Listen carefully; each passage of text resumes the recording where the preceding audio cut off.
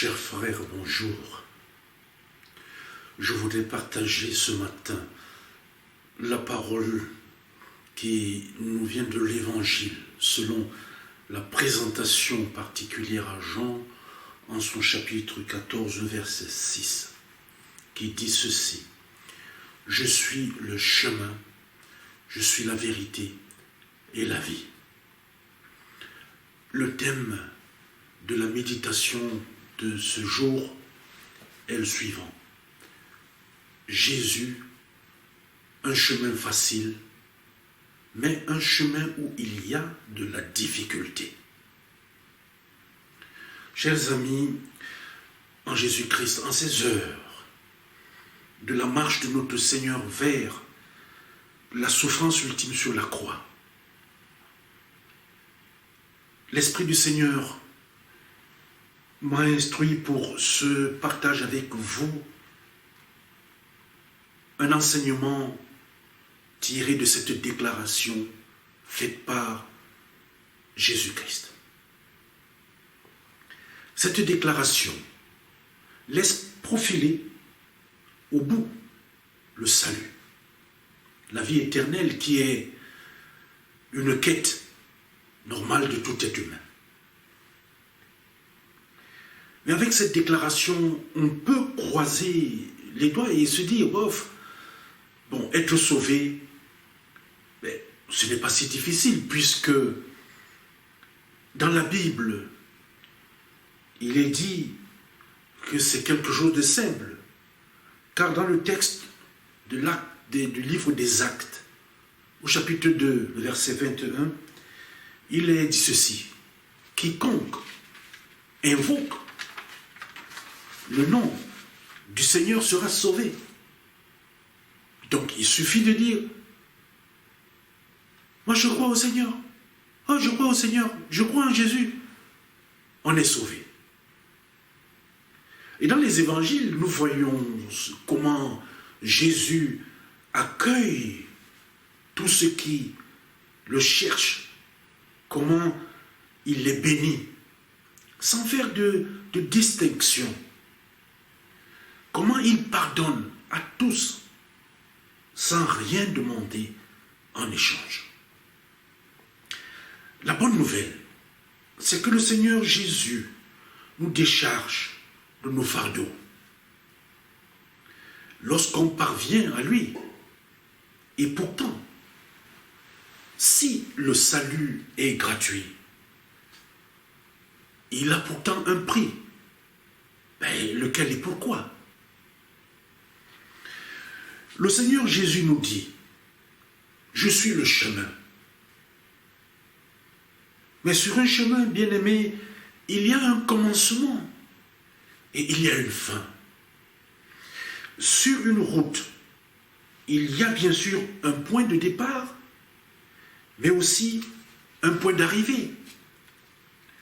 Ce chemin qu'est Jésus, il est facile au commencement, mais il présente de la difficulté pour atteindre la destination finale, l'arrivée qui se situe dans le royaume de Dieu.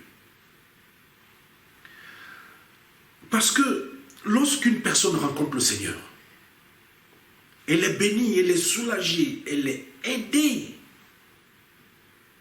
Mais quand elle veut suivre Jésus, quand elle veut faire route avec lui, Jésus lui annonce que ce chemin présente des difficultés.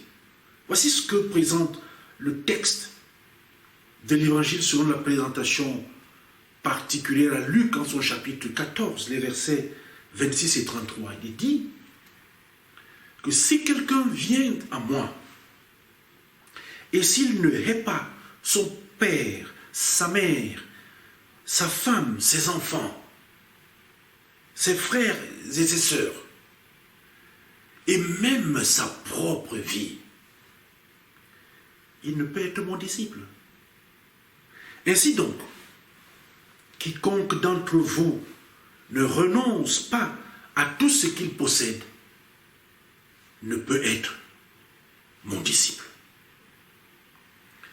C'est ainsi que nous découvrons que le salut a donc deux phases.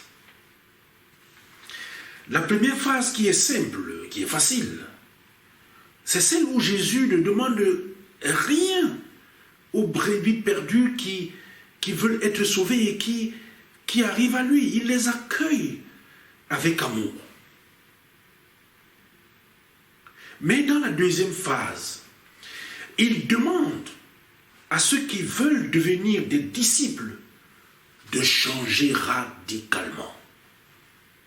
Comme l'apôtre Paul le souligne d'ailleurs en ces termes dans les Corinthiens, deuxième livre des Corinthiens au chapitre 5, le verset 17. Il dit que si quelqu'un est en Christ, il est une nouvelle créature. Les choses anciennes sont passées. Voici, toutes choses sont devenues nouvelles.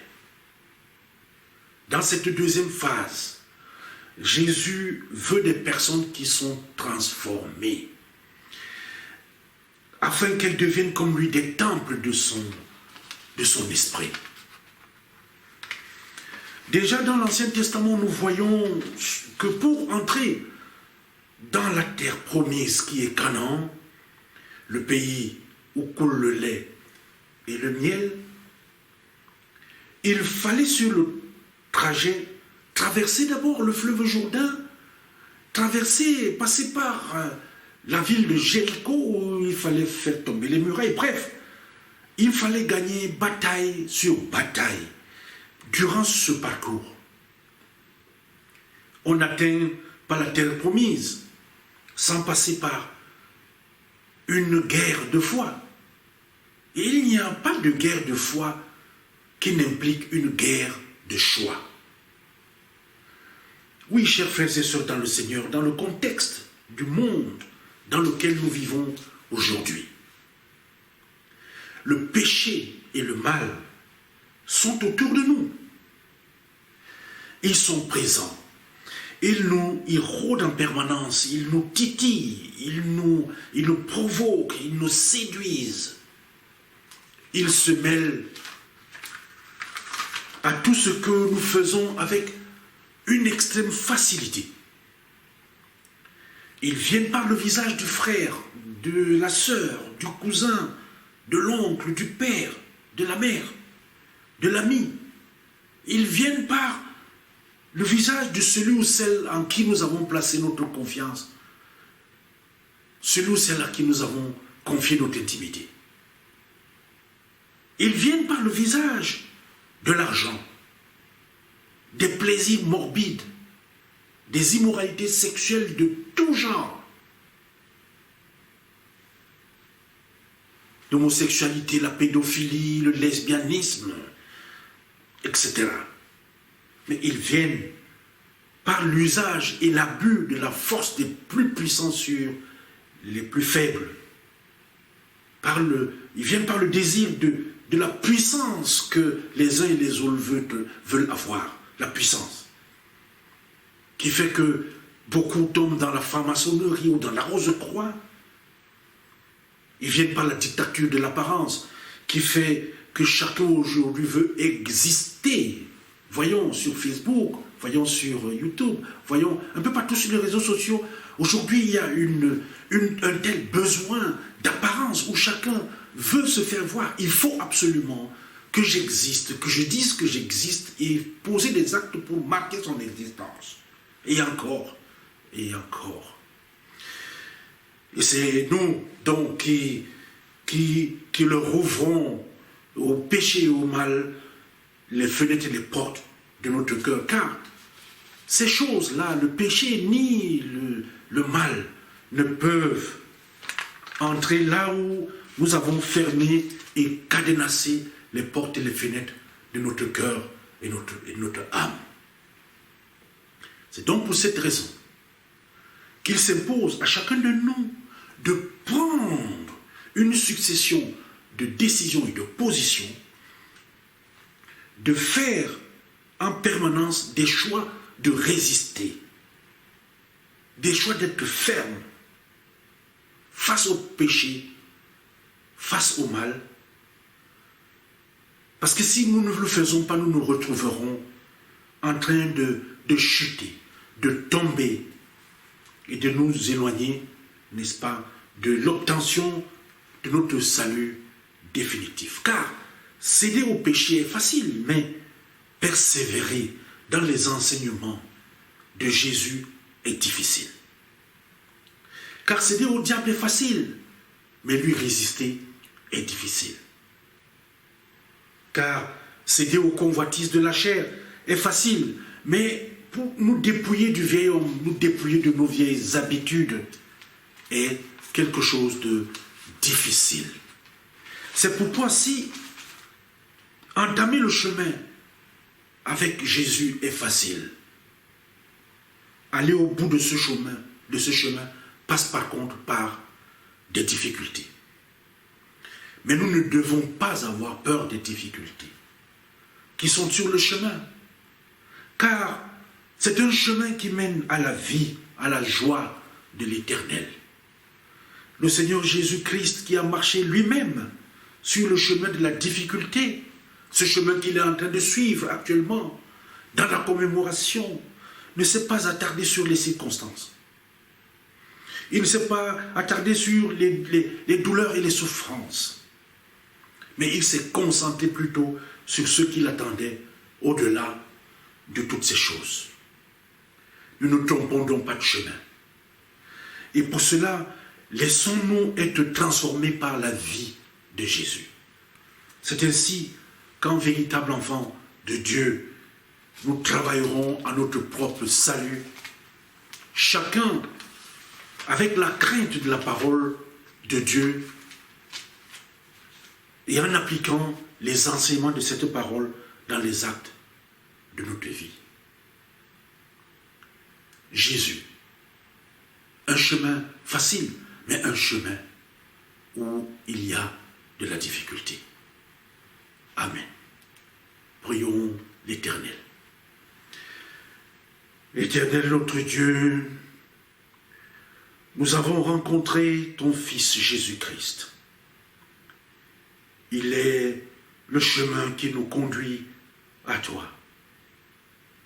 Aide-nous, Seigneur, à avancer sur ce chemin et donne-nous le courage d'en affronter les difficultés et les obstacles.